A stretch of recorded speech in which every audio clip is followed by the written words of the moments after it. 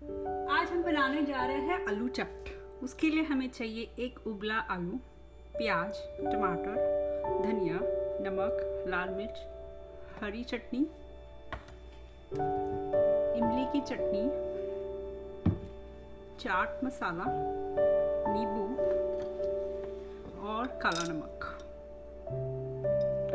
तो सबसे पहले हम आलू लेंगे।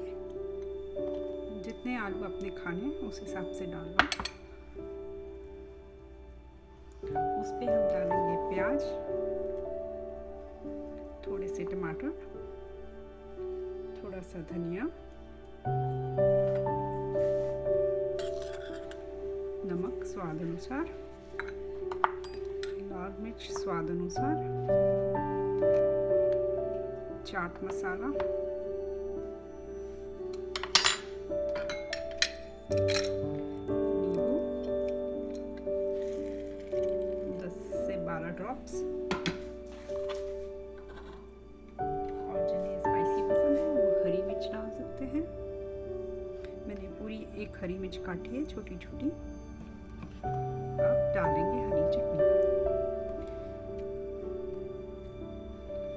अब इसमें मिक्स करेंगे, और अगर जिन्हें तीखा पसंद नहीं है